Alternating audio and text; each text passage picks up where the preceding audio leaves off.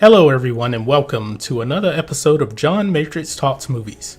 If this is your first time visiting the channel, please hit subscribe to catch future videos from me. Today, we're talking about the Star Wars prequels. Now, I was looking on Screenrant and they had an article here titled 10 Casting Decisions That Hurt the Star Wars Prequels and 10 That Saved It. Now, I went over this list. There's some things I really don't agree with this, but I wanted to share this with you.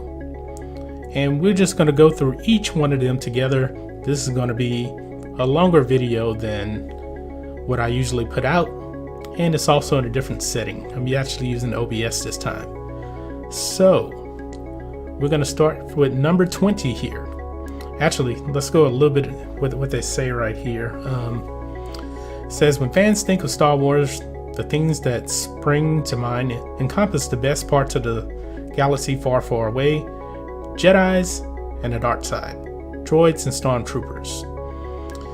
And this is pretty much going to be covering, the Phantom Menace, Attack of the Clones, and Revenge of the Sith. Now, it does say here, unfortunately, the prequels were also troubled by some truly questionable casting choices, and I think that's what this list is really all about, probably the casting choices more than the execution. That's what I got from this anyway. So let's jump right into this. Number 20, Natalie Portman. It says that Natalie Portman hurt the prequels. This is one that I extremely disagree with. I really, really do. I thought Natalie Portman did a good job in The Phantom Menace. I also did like her in Attack of the Clones. Now, we're in this whole strong female character world now. They're trying to sell off Rey as a strong female character. Natalie Portman as Senator Amidala or Queen Amidala. She was a very strong female character. She was a strong leader in the movie. Now, in Revenge of the Sith, her role changed a little bit. She didn't seem to be as important. So I don't know if they're going mainly based off Revenge of the Sith, because pretty much in Sith, she was mainly just sitting there, pregnant, combing her hair. She had a few corny lines in Anakin, but overall, I don't think she hurt the prequels. I thought she was a strong part of the prequels. That's just my opinion. Now, it says Jimmy Smits, number 19. He saved the prequels. Now, I don't know why they're using the word saved. I don't think any one character really saved it. I would just say, like, this person was a good choice or the character was good. That's the way I'm taking it. But they're using save, so I guess I'll just roll with it. Now it says here Jimmy Smits didn't have a large role in the prequels. Well, of course he didn't. He didn't show up until Star Wars Episode 2 Attack of the Clones. Says Smits comes across as a somber, dignified adult in the room. He embraced the Jedi's cause, the urgency of his actions to save them, and a reaction to ending of the Republic elevated the rush arc that ended the third movie. Now, I do like Jimmy Smits as Bail Organa, but I do think that Natalie Portman, she was more important in the prequels than Jimmy Smits. Jimmy Smits was pretty much, his role was just so small, especially in Attack of the Clones. He did have a little bit bigger role in Revenge of the Sith, but to me, he was a good character. I wouldn't say that he necessarily saved the prequels. It's just that the role that he was given wasn't overall important. We knew he was there because he had to get Princess Leia to be his adopted daughter. I think that was his main purpose of just being in the prequels, because his overall role wasn't that big. Now, this one I disagree with. Tamora Morrison. Now, we know he played Jango Fett. He also played the Clone Troopers. Now, it's going to depend on how you look at it. Temuera Morrison as Jango Fett. I loved him as Jango Fett. He was a very, very good villain as Jango Fett. I love the fight with Obi-Wan Kenobi. Now, I guess you can say it kind of hurt him as the Clone Troopers because of one thing in Revenge of the Sith, all of the Clone Troopers were pretty much CG characters. Some of it didn't look too good. Now, Temuera Morrison definitely was better as Jango Fett than he was the Clone Troopers. So I don't think they're really distinguishing the difference between him being Jango and him being the Clone Troopers. Number 17, save Samuel L. Jackson. Enough said.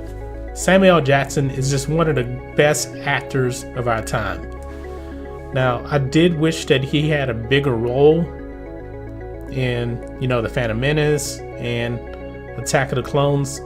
He was pretty much relegated to like a few scenes in the Phantom Menace. He didn't really do a whole lot. Attack of the Clones, he did a little more. You finally got to see him, fight with a lightsaber. He battled Jango Fett and he chopped off Jango Fett's head. Now, I really loved him in Revenge of the Sith. The confrontation with Palpatine, him not really trusting Anakin, I really did like that thing. Hopefully they bring him back because Mace Windu could actually be alive. Wouldn't you love Mace Windu to be alive? I know I would. Number 16, Pernilla August. She played Shmi Skywalker. Said that she hurt the prequels. I don't think so. I think she did a good job for what she was asked to do. She was a loving mother. I never got the feeling that she hurt the cast. And even right here, it doesn't really say a whole lot about her. It just says, getting to know the man who would be Darth Vader as a child on Tatooine, and also meeting his mother, Shmi Skywalker. Pernilla August played Shmi as, I don't know what that word is. Anyway, impassive. Someone who didn't fight her poor circumstances or stand up for herself with her son. But she was a slave. So maybe that's all she really knew. If you even look at like the history of all types of slaves, they normally don't fight back. So it says she was the cardboard cutout of a good mother, bland, uninteresting, and simply there to support her child. Well, she's his mother, so she's going to support her child. Bland, okay, maybe she was a little bland. She didn't really have any. Her personality was the same just in about every scene she was in. So I get that. Let's go next. Save Liam Neeson. Completely agree with this. I absolutely love Liam Neeson in the prequels as Qui-Gon Jinn. Too bad he got killed off because he was a great Jedi Knight. Really great. Liam Neeson was so great as Qui-Gon Jinn and really good chemistry with Ewan McGregor. Now, only thing is I wish he didn't get killed off in that movie. It would have been pretty nice, if we actually got to see more Liam Neeson in episode 2 and episode 3, but he was killed off. Now, they actually say that, here they said The Phantom Menace, the only film in the trilogy which he appears. As the worst of the 3 prequels, the bar for excellence isn't that high, but it's hard not to appreciate the depth and Neeson brought to a role that could have been one-dimensional.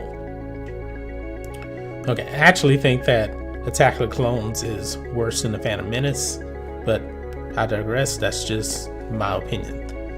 And the reason why The Phantom Menace, I actually have The Phantom Menace above Attack of the Clones, is mainly for Darth Maul, and we will get into him later on too. Now, this one here I don't agree with here. It says Keisha Cashel Hughes. she hurt the prequels. Now, I'm going to disagree with this for one thing. You see the picture here. That was the only scene in all of the prequels. Right at the end of Revenge of the Sith, during Padme's funeral, she's walking.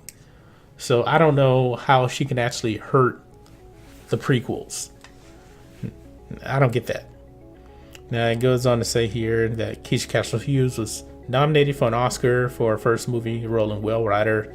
She was only 13 at the time. Just a few short years later, she made her appearance in Star Wars Episode 3. I didn't even know her name. Apolana? I guess that's the way you pronounce it. I didn't even know her name because she didn't have a speaking role at all in the movie. So she didn't hurt it. She didn't save it. She's probably the only one you can really say about that because her role was just so small. All right, says save Kenny Baker. Of course, we love Kenny Baker. He is R2D2, I should say. Now, the late Kenny Baker, nobody can really hate R2D2 and C3PO. Now, in Revenge of the Sith, you may not know this or not, Kenny Baker was not, technically he wasn't really in the movie. I think they put him in one scene as R2D2 just so he can get the acting credit. But in Revenge of the Sith, R2D2 was pretty much all CGI. So I don't know, it was always kind of hard to quantify the acting of R2D2, because Kenny Baker is pretty much just in R2D2 and he's like doing the movements. So, and you actually saw there's actually a new guy that plays him now in the prequels. Honestly, not trying to be disrespectful, can't tell the difference. So that's just me. Hurt. Brian Blessed, number 12. Now he played Boss Noss. Now this is one where I may somewhat agree as a whole, because a lot of people did not like the Gungans. I thought the CGI on the Gungans looked very good. It was very, very groundbreaking to me. But overall, the Gungans were not very popular. So I can kind of agree that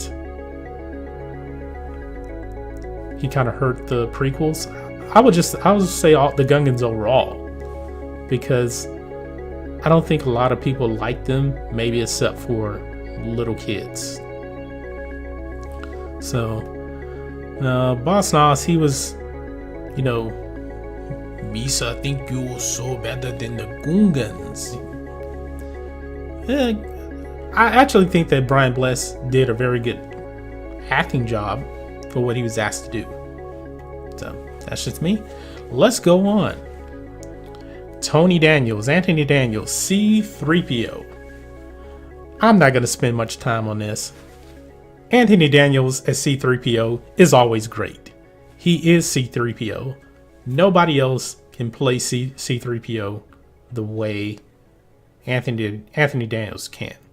Now, however, in Attack of the Clones, there was a few scenes where it was obviously CGI when he was they were on Geonosis and they were going to like the droid, the place where they actually made the droids at.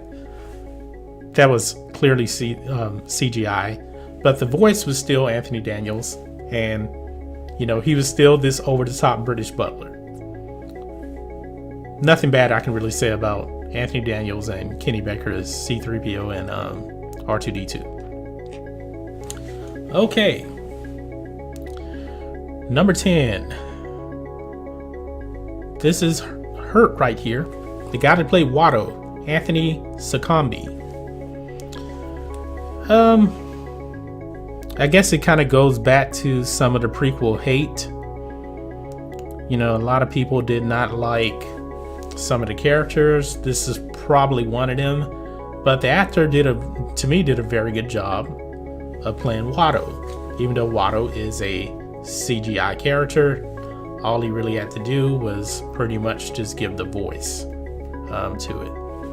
Now, they say here, like some other characters in the prequels, particularly those in the Phantom Menace, Watto's role had the whiff of a bad stereotype. As a slave owner with little on his mind beyond amassing more money, the Wing character came across as anti-Semitic. Okay, I didn't get that one.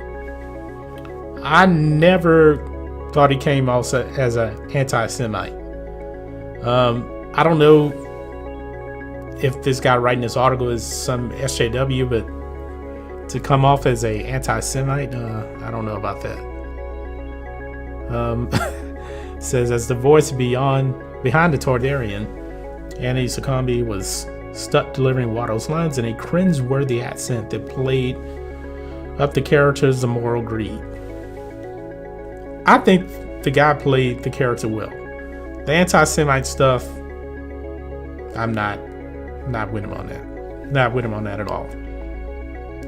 Number 9, Frank Oz. He saved the prequels. According to this, Frank Oz is Yoda. Yoda is absolutely great. And of course, this time around, Frank Oz he had to do a different type of role with Yoda. Now, originally remember, Yoda was actually a puppet in The Phantom Menace. And thank God they got rid of him as a puppet in The Phantom Menace because Yoda did not look right. Remember, George Lucas re-released the movie and he was CGI. He looked a whole lot better. But Frank Oz is the voice of Yoda. Absolutely amazing. And in the next 2 movies, all Frank Oz had to do was do the voice. He didn't have to do any puppeteering. He may have did some stuff from a stand-in point, but I'm not really sure. But he's Frank Oz. He's great as Yoda. Let's move on. Daniel Logan, number 8. It says Daniel Logan hurt. He hurt the prequels. As a young Boba Fett. Now, I'm assuming that this person who wrote this article did not watch the Clone Wars. But I guess some people probably had a problem with Boba Fett actually being a clone, and they probably didn't like that, so I guess this guy wants to take it out on Daniel Logan. But Daniel Logan did the voice for Boba Fett in the Clone Wars cartoon. He did a fantastic job,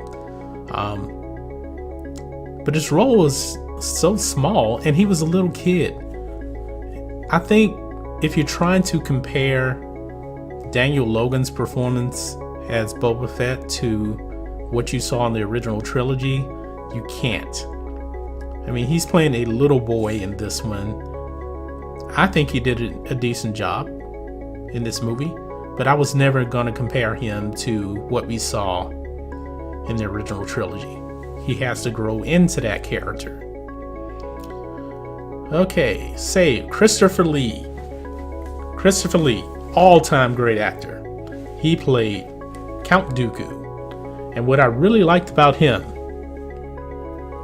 is that he went to the dark side, but you never got that he was full of anger. Probably one of the few dark side users that you can actually say that he never really gave in to his anger. Now, this time when he's playing a role, as he says here, he was coming off Lord of the Rings as Saruman. He was great in that. It says here, Lee wore Count Dooku's treachery convincingly, bringing nuance to his characterization of a man who had fallen to the dark side. In fact, Lee projected a great deal just with his eyes. I agree with that. I mean, just looking at him, the close-ups, sometimes when they show his face, yeah. Says, when you realize the Sith Master has turned on him, you almost feel sorry for him, despite his prior evil deeds. Yes, when Anakin gets ready to chop off his head, Count Dooku's like, what? Like, he was kind of really, really thrown off guard. And actually, if you read Revenge of the Sith book, which is no longer canon, I don't know why, Count Dooku actually begged for his life at that moment. So, okay, number 6, Ahmad Best. This is the most controversial one right here. Ahmad Best says that he hurt the prequels. I think the reason is a lot of people didn't like the character of Jar Jar Binks. Kind of goes back up to with Boss Nass. People weren't very fond of the Gungans. However, Ahmad Best, what he did was groundbreaking. Absolutely groundbreaking with Jar Jar Binks. So you can say that you didn't like his character, but he was like the first one to do motion capture. He was the guinea pig for what Andy Serkis does now with like Gollum and Caesar in the Planet of the Apes movies. Ahmad Best set the standard for that. And I think he did a great job as Jar Jar Binks. Now, my problem with Jar Jar Binks was he was a bit over the top. That's my real problem with his character. He was just a bit over the top. But George Lucas said the Phantom Menace is for little children. And little children, you know, they love Jar Jar Binks. However, when I saw the Phantom Menace in 1999, how old was I? I was 22 years old. So I wasn't looking at that from the standpoint of a 6-year-old. Now, I was 6 years old when I saw Return of the Jedi, and I like the Ewoks. So I guess it's just, you know, how old you are. And this movie, The Phantom Menace, was definitely geared towards a younger audience. Number 5, Ray Park saved the prequels. This guy, Ray Park, was just so great as Darth Maul. Absolutely great, absolutely terrifying. And he had a double-bladed lightsaber. That's something we never saw before. Now, Ray Park, you know, he's actually a martial artist. He's very, very good at martial arts. He's a karate man. Thing is, that actually was not Ray Park's voice in The Phantom Menace. That was another person's voice. I mean, he looked menacing. And when he was on the screen, you know, flipping around and everything like that, you're like, man, this guy is pretty cool. So it was a combination of things. But Ray Park was one of the best things about The Phantom Menace. Easily. Now, I really wish, even though we know that Maul didn't die at the end of The Phantom Menace, I really do wish that they would have kept him alive until Revenge of the Sith, and then have Anakin kill him off. It would have been cool. And I like Christopher Lee as Count Dooku, but Darth Maul, the way Ray Park portrayed him, he just looked so evil. Maybe they could have had Anakin kill him off at the beginning of Revenge of the Sith instead of Count Dooku. I think that would have been a little bit better. I think everybody universally agrees that Ray Park is one of the best Star Wars villains of all time. Easily. Number 4, Hayden Christensen says that he hurt the prequels. I'm going to say this. Of course, Hayden Christensen, he didn't show up till episode 2 and episode 3. To me, it's 2 different performances from Hayden Christensen as Anakin Skywalker. The Attack of the Clones Anakin that he portrayed was not nearly as good as the way he portrayed Anakin in Revenge of the Sith. He was a very, very, you know, whiny brat in Attack of the Clones. And one thing I did notice, and somebody else brought this up too, I can't remember who it was, they did a video on this. The way he looked at Padme in Attack of the Clones, it was very, very creepy, the way he looked at her. But in Revenge of the Sith, it was so much better. his performance was so much better. It was like night and day between those two movies. So I can say that he hurt Attack of the Clones, but he definitely helped Revenge of the Sith, if that makes sense, because two different movies, he was much better in the latter. Now, the chemistry with Natalie Portman was not the best. It really wasn't. But his chemistry with Obi-Wan Kenobi in Revenge of the Sith was absolutely great. And anytime he's on screen with Palpatine, I really, really did like that. Number 3, Ian McDiarmid, saved. Ian McDiarmid as Darth Sidious, aka the Emperor, aka Sheev Palpatine. He is my favorite character in all of Star Wars. I think he is the main reason why I think Revenge of the Sith is the second best Star Wars movie. Ian McDiarmid.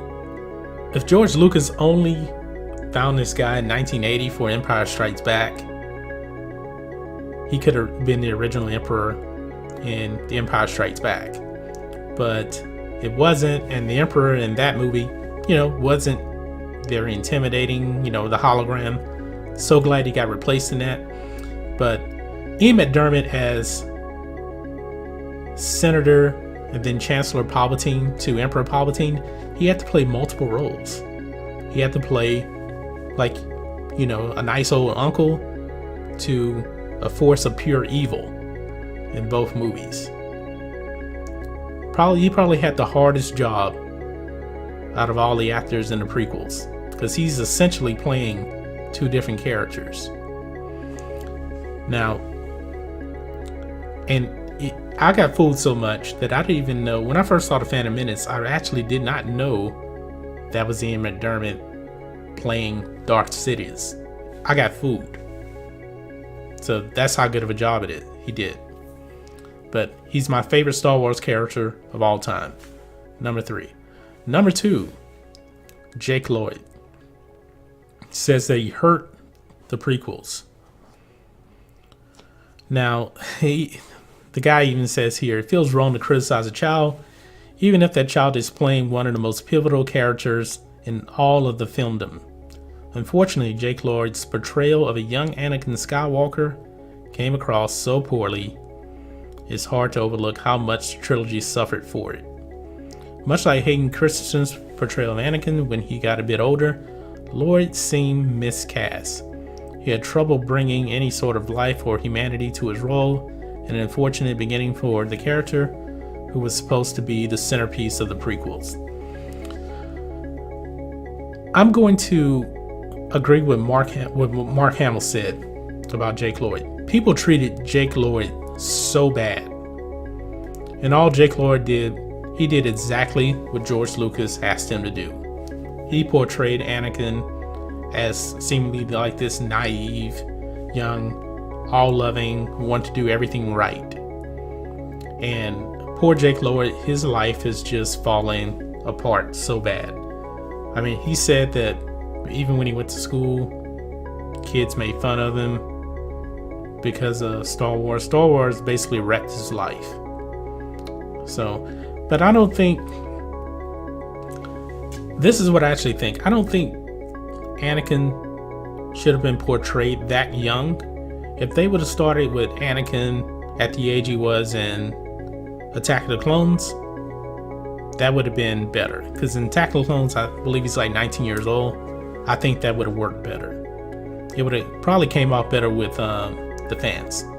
Didn't really need to see Anakin that young. But that's just my opinion. Number 1, Ewan McGregor, Obi-Wan Kenobi himself.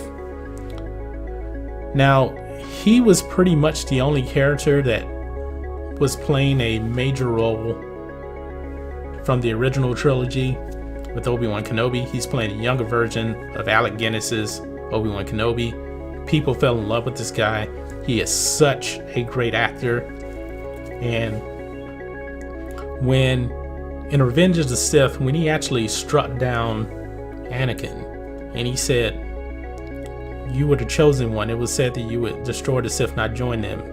And he said that you were my brother Anakin, I loved you. That almost brought a tear to my eyes. It was that convincing, because you really felt how much Obi-Wan loved Anakin. And it was so great, because he had to kind of go through a progression period too. In episode 1, you know, he's just the Padawan. And in episode 2 and episode 3, he gets more mature and more wiser. And Ewan McGregor did such an excellent job doing that. So that is the list of all 20 of the casting decisions that hurt in Star Wars prequels.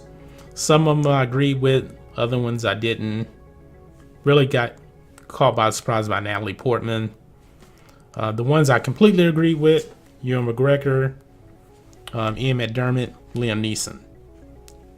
Very, very great performances. But anyway, let me know what you guys think about all this in the comments. Do you agree or do you disagree with this article on Screenrant? Let me know that in the comments. If you're new here to the channel, please hit subscribe to catch future videos from me, and we will catch you on the next video. John Matrixx, out.